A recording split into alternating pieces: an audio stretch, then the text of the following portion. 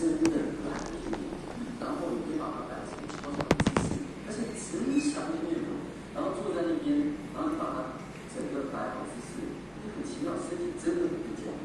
那种所以这次联想到，你知道吗？我就联想到说，这个好像跟大自然的规律不一样，就是一般身体到一个水准降，僵硬不是包包的，这个就说它变得不错。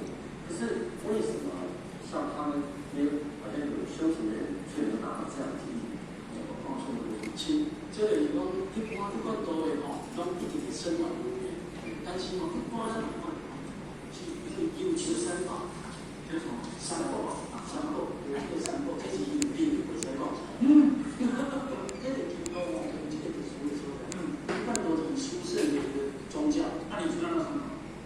马会使讲，你知道什么？我知道，就是讲我有做这个，这会使讲，而且这样子。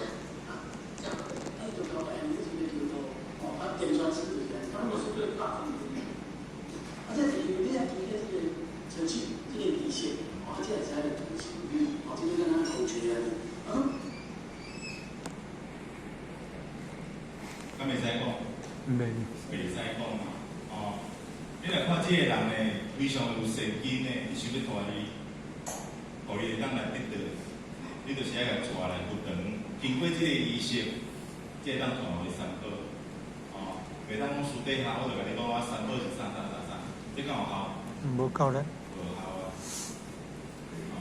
啊！这个秘密呢，已经不是秘密啦，这已经是通人知，社会通人知的一个秘密啦。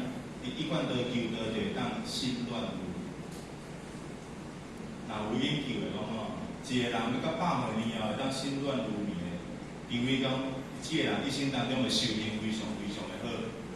得道高僧呢，伊这当心乱如迷。普通人是无可能的。然后普通人免几点钟身躯就开始咧变硬啊。但是咱来看，咱道场当中有真侪真贵在老菩萨，100岁年后了呢，共款经过几6天心乱如迷。